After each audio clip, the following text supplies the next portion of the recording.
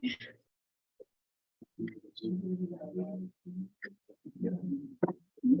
right, good morning, everyone. It's 9:31. We'll call the meeting to order.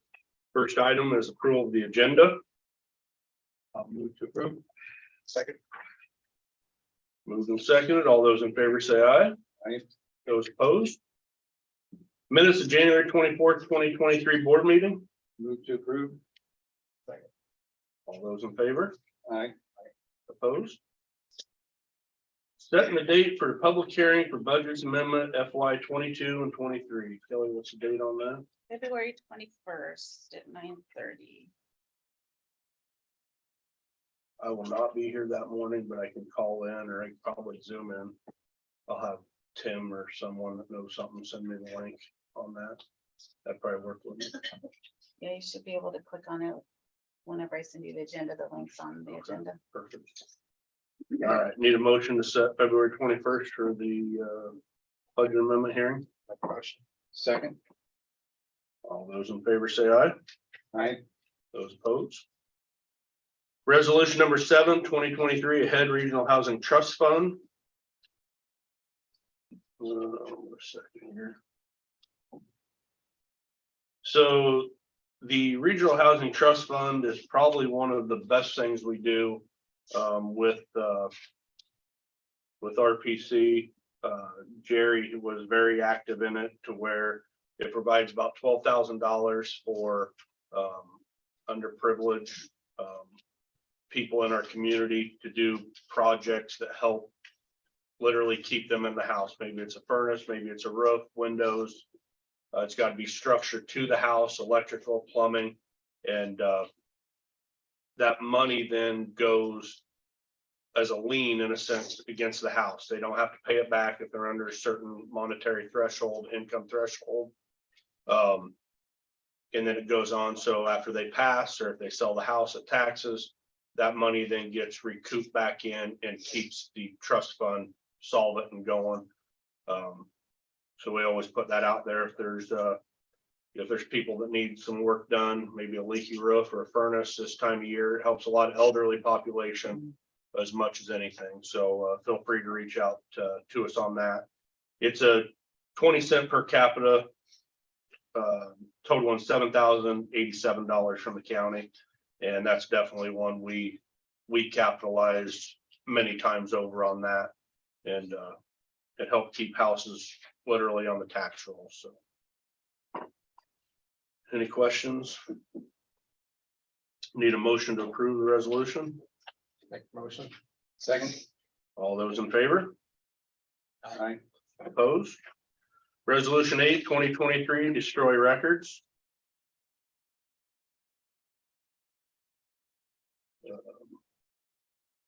This is our regular one we do every year. Yeah, every year we do this. This file is more than 10 years old.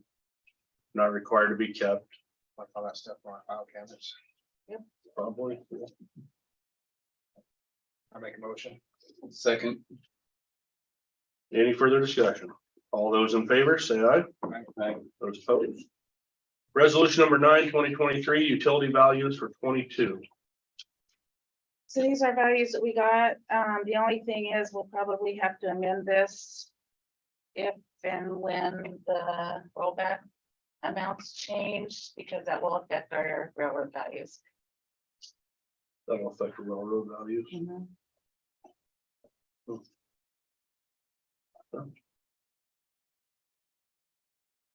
Any discussion? How's it gonna affect the railroad, you know? Because the railroad gets a portion of the residential rollback. They get a portion. So like the first, I want to say $150,000, they get residential rollback, and then the rest goes to the 90%, I believe.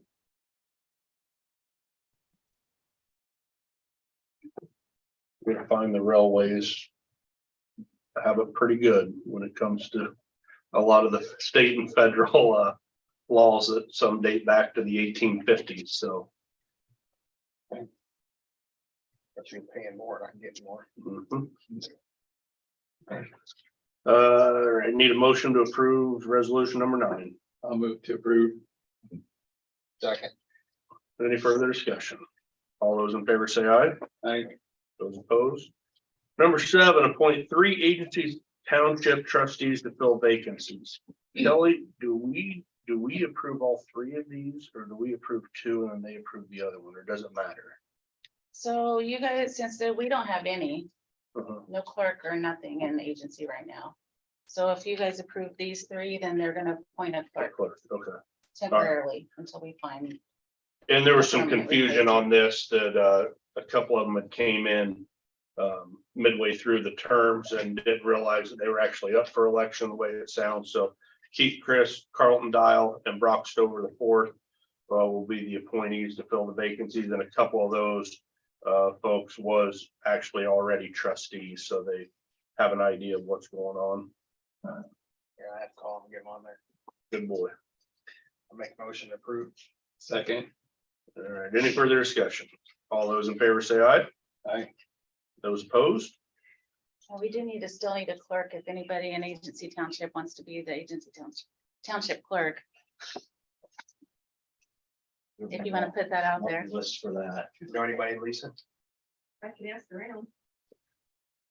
Carlson's wife did do it, but she didn't want to do it anymore, so. She's gonna help issues. All right. Number 8, Wapello County Compensation Board recommendations for FY 23-24. Mr. Weber? Thank you. So, nice to be here and bring our recommendations to you. We did provide you with a written copy of those along with a letter explaining some of the functions that we do. For the 2 new supervisors, we are charged under the statute with making recommendations for elected officials' salaries. As part of that, we look at comparable salaries provided through the ITAC survey. As pointed out in the letter, we are also very cognizant of the Back to Blue Act that has some special provisions for that relate to the sheriff's salary. So we have done that and we have made our recommendations. And then your job is to look at those recommendations and you have some choices. You can accept the recommendations. You can reduce the recommendations. If you vote to reduce the recommendations, you must make the same percentage cut for all officials with the exception of yourselves. You may elect to cut yours all the way down to 0 and still give raises to others, but if you make any decisions that are different than the recommendations, you need to apply them across the board. You can't pick and choose which office you want to pay more. Historically, Wapello County salaries have been extremely low.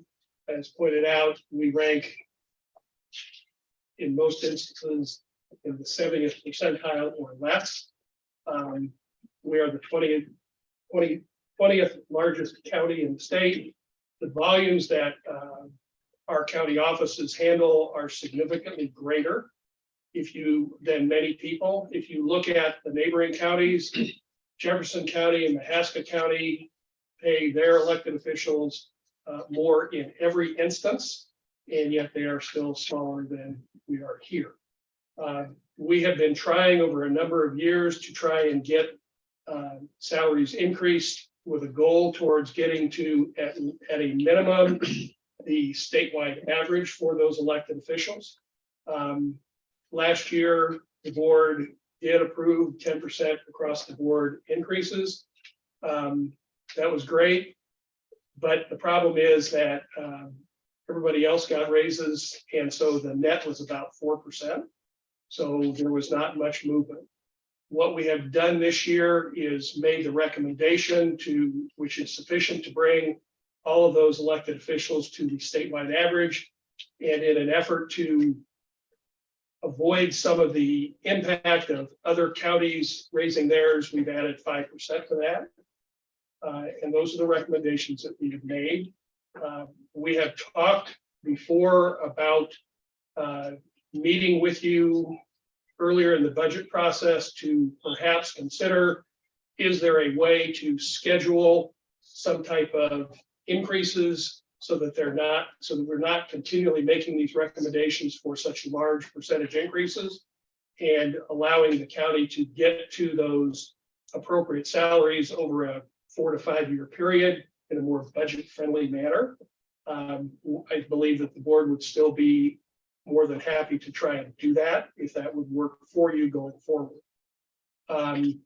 This year, we also had a request for and considered a stipend for, we actually considered for all, but really the one that was most pressing was the county auditor's position, and we have recommended a stipend of $10,000 to adjust for additional work and services provided by the auditor. Those recommendations have come to you in 2 separate forms, so that we believe that what that means is you should act upon the salary increases as one recommendation, and then you can act separately upon the stipend. They should not be rolled into the same in the same motion or the same approval. I would be happy to answer any questions you have. I would like to make a couple comments. We so appreciate your work. It's kind of a thankless type of work that you do as the compensation board. So thank you. And if you have an opportunity, I'd like to pass that thank you on to the people that work with you. So very much appreciate that. I feel a little bit of a disadvantage because the compensation board met before I was in this position.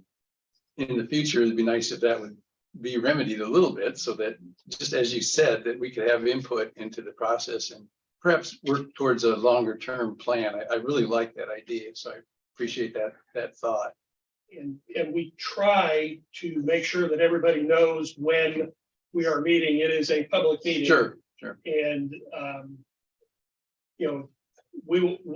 I can promise you, since my term is not up, that we will reach out to you when we schedule the next one, so that you have that opportunity. And hopefully it'll be a time when one or more of you can attend.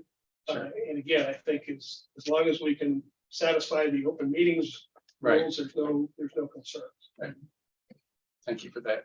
And I totally agree with you. The 4 to 5 year, looking at all these budgets, it's overwhelming. And then we find out we're cut income already this year.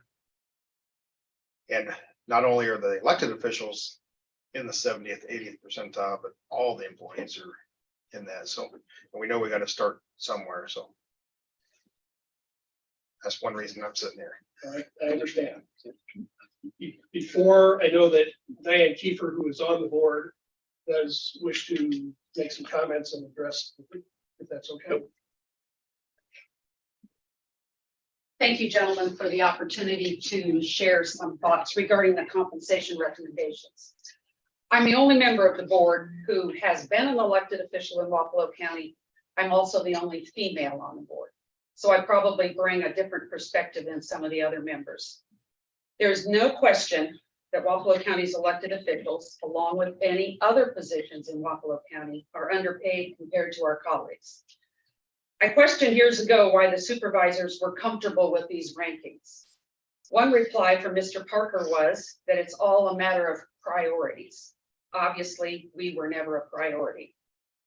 Another reason given was our low evaluation. I researched that yesterday on ISAC website, and according to the most recent information I found, there are only 30 counties with more taxable value than Wapello County. What the compensation board has been trying to accomplish for several years is to get the current officers to the average position. I fail to understand how any reasonable person can argue that recommendation. It's discouraging and demoralizing to feel undervalued. I know, I've been there. Another recommendation that you have been presented did not pass the board unanimously. The county auditor asked for a stipend of $10,000 in addition to her salary. She stated several reasons for the request: a disgusting cleanup on the front steps that she and her deputy had to deal with. Unfortunately, her maintenance person was not available. As gross as the situation was, that is her responsibility. Another reason she shared was that she had to do a mailing that the assessor should have done. I contacted the assessor about this, and he assured me that according to the Code of Iowa, the information is sent by the state of Iowa to the auditor, whose job it is to notify the taxpayers. She also talked about the resolutions that her office has to prepare when the Board of Supervisors should be preparing them. While I agree that the board should prepare them, the treasurer has traditionally prepared resolutions and still does regarding tax suspensions and forgiveness. She added that additional monies the county has received have added to her responsibilities. It's the treasurer who has the custody of those funds and must be sure they are invested properly and that the legal limits are not exceeded at any bank. Also, if these funds are supposed to receive their own interest, the treasurer maintains separate accounts or calculate that interest. The recorder and the treasurer each deal with tasks that are not required by code. Our recorder, only one of 4 in our 17 county district, issues passports. This generated close to $12,000 in revenue for Wapello County during the last fiscal year and is on track to generate even more this year. She's also saving money for the county by scanning documents in-house rather than hiring a firm to do them. These will be shared with the Iowa Land Records website, available 24/7 online. This results in a convenience to individuals, bankers, and attorneys who can access that information anytime needed. Neither of these tasks is required by her job description. These are choices she has made to benefit the county and its citizens. The Wapello County Treasurer has the disadvantage of having the offices she is responsible for in 2 different locations. This is a rarity for county treasurers. This does not enable you to cross-train your employees or to have everybody in one spot. Many years ago, the Board of Supervisors approached me about moving the motor vehicle office to a newly acquired building downtown. Because motor vehicle can operate independently from the other officers, it was a logical move and has worked for everyone except the treasurer. If she's at the courthouse and a difficult or questionable situation arises at the DMV, she frequently has to stop what she's working on and go down there. If she's down there and she's needed at the courthouse, she's got to go up there. I used to kid that I was going to set up an office down at the bar, the Owl's Nest, it used to be, and then I'd be halfway to either one. In Wapello County, the treasurer has traditionally been the one who disposes of properties acquired by tax deed. This process requires much research and is very time consuming. According to Iowa Code, this is the responsibility of the Board of Supervisors. As I stated earlier, the treasurer also prepares resolutions regarding tax suspensions and forgiveness. No 2 counties are alike. Each county finds ways that work for them. Each elected official makes choices on how they meet their responsibilities. Some choose to go above and beyond for the good of the citizens and the county. Each office is different. By the nature of the job descriptions, you will work more closely with the auditor than the recorder or the treasurer. I encourage each of you to spend time more closely visiting those other offices. For this reason, I feel voting for the second recommendation is not justified. If you would visit with others who work in or frequent the courthouse, you will find many who agree. A yes vote on the first proposal grants a larger increase in salary to the auditor than the treasurer or recorder and will place each elected official closer in line with their colleagues in other counties. If you wish to discuss my thoughts later, I would be happy to visit with any of you. Thank you for letting me speak. Is there anyone else like to address the board? Tom Loza here in Wapello County. I would like to support the recommendation of the compensation board. I think it's long overdue. And you're only going to lose more good employees if you don't pay them what they're worth. And when we are the 20th largest county, we should be paying them at least the state average, Thank you. Thank you. Any other comments? All right, open up for board discussion. Is there any? My understanding, we have to cut everybody the same percentage, right, Mr. Morrow? You can accept, or if you reduce, you must reduce the same percentage. And I think to piggyback on what Brian said, and I told these guys, You guys go do a job and spend a couple hours, and there's some bickering and back and forth sometimes. And then you come up here to us and we say, well, this is what the budget looks like this year. And I can say right now, we're looking at about a $40,000 increase in taxable dollars over last year, roughly. We'll know that hopefully tomorrow after the bill comes out of Ways and Means for the rollback that the state had messed up last year. So it is one of those that's more or less every dollar we spend this year is going to be a tax increase or money coming out of our carryover balance. We can absorb that for a while, but it's always future to look at it.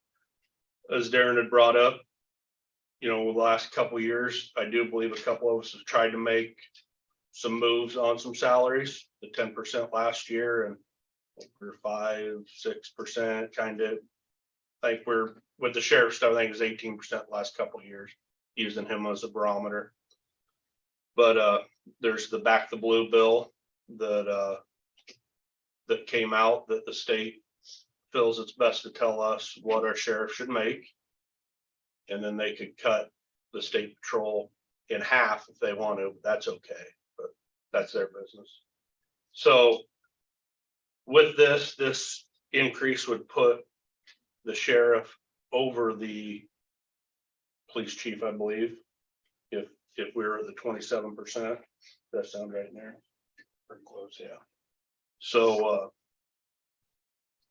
again, I appreciate all your guys' time in doing what you do on this. It is a thankless job when you do come up here and it gets slashed by a little or a lot. But I do think all of us sitting up here do want to continue to make those adjustments and those moves to slowly put us in line where we need to be. Because I do agree, the 70 and 80 percentile is bad. I don't like that. I don't like that for our employees, not the elected officials, their employees, their deputies. So that's all I gotta say. So you guys can. Why don't I make some comments and kind of lay out maybe a proposed motion, but not a motion yet. Is that a fair way so we can discuss it and allow public input? So one of my thoughts at this point is to go something like this, cut it by everybody on the list, including the supervisors, by 50%. And then with the idea that we are going to be reconsidering some of the employees' wages as far as increasing them. So we're not just, not just increasing the elected officials, but we're increasing employees of the county. And I have a reputation for wanting to increase salaries. I think people have started to realize that. So I'm not opposed to this, but when you're sitting in this position and you're looking at the budget, like Brian just mentioned, which is well said, do I really want to raise taxes right away, real quick, to this extent? I'm not sure I want to. So that's part of my thinking on that. And then that puts us in a position of doing something next year. So we're not just solving the problem this year, but we're making it a long-term plan to solve the problem. Give us a good base to do that. So that's the plan for the future. So that's kind of my thoughts. Like I said, I'm not making that a motion yet, but I wanted to throw that out and we can discuss it, or you want public input? I think we can all agree it took us a lot of years to get to where we're at, which is not where we want to be. And we all know we can't make it up in 1 year. We would love to. But as Mr. Moreland tapped on already, 4 to 5 year, our goal is to get everybody back where they need to be. But we just can't do it in one sweep. So, and I'm not opposed to the supervisors taking a 0%. So I agree. So what's the pleasure of the board? I would like to make a motion. Okay. I make a motion that we do 50% cut on everybody on the list, which includes the supervisors. Supervisors down to 2.5. Yeah. Okay. Any further discussion? I would second that motion, I guess. Now, any further discussion? All those in favor? Aye. Those opposed? All right, Kelly, you wanna figure those and we can figure them. So hopefully there's some movement there on it. There's some. I think that 50%, you know, in looking at the back of the blue especially puts us closer in line with where he's supposed to be with in regards to the police chief. So any concerns we have of not satisfying that, I think makes it tougher for someone. So, Clearly, we believe that the statute says that we must consider those factors, mhm, and we have done that. yep, I think I don't know that there is an actual requirement that it be equal to that. I think it's a consideration that certainly has been met.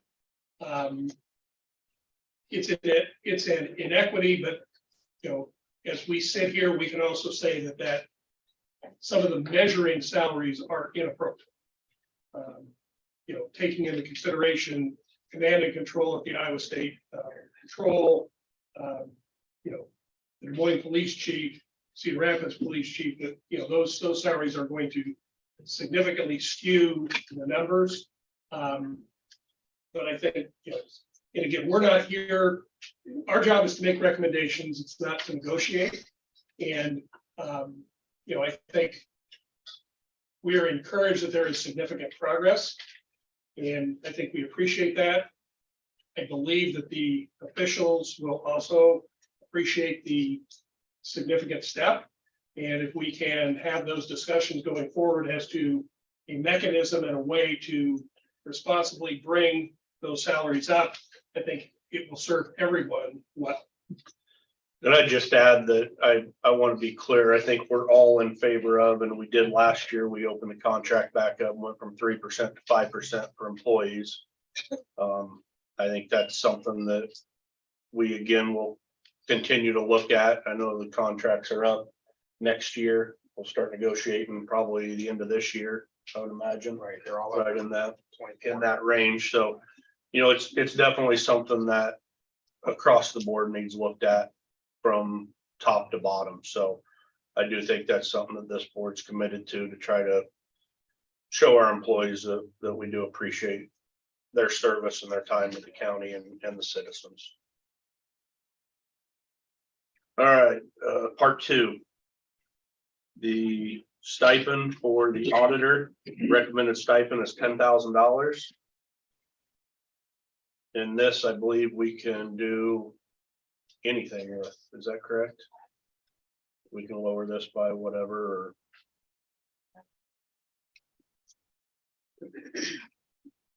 Chairman, the reason that we brought that separately is so that it would be able to be adjusted accordingly. sure. So it can be adjusted completely separately from whatever happens with the elected officer salaries. Is this something we can table till we can look into it? I think we can table this without and get into the budget stuff a little bit more and get an idea. So yeah, if you want to table it, that's fine. Make a motion that we table it, so we have time to look into it a little more with the budget. I'll second that motion. Been moved and seconded. Those in favor? Aye. Those opposed? Thank you both for being here. All right. All the fun stuff's done. Request for payroll approval, new hire operator 2, secondary roads. This is to fill a vacancy that's been open for quite some time. I'll move to approve. Second. Moved and seconded. All those in favor? Aye. Those opposed? Other business, first and second quarter FY 22-23 cash report for the auditor's office. Need a motion to accept and file. I'll move to approve. Second. All those in favor? Aye. Those opposed? All right, other business coming before the board. Come on up, state your name, your purpose for being here. Good morning, guys. I'm Jared Hirschberger. I'm with Apex Clean Energy. We're a utility scale solar and wind company. And I'm just here today.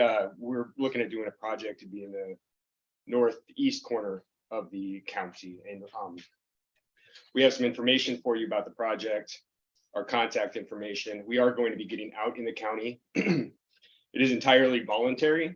So they will, we'll just be approaching landowners to see what the interest is. But I will get you guys a copy of this. It has our contact information. So you guys have any questions, or if any of the people out in the county have questions, feel free to reach out to us. Does it have a map of the area? you're looking It at? does, yes. On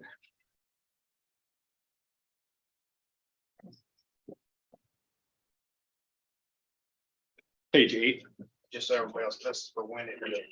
it is for wind, yes.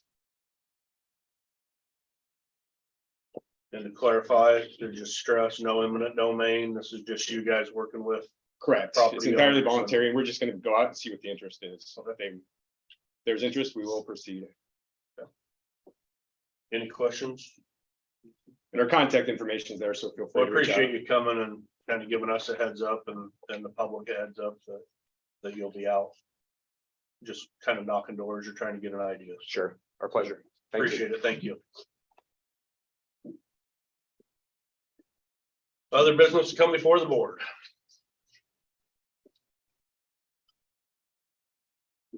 Rob? We'll do that. All right, motion adjourned. I'll move to adjourn. Second. All those in favor? Aye. Those opposed? We are adjourned. Thanks everyone for coming.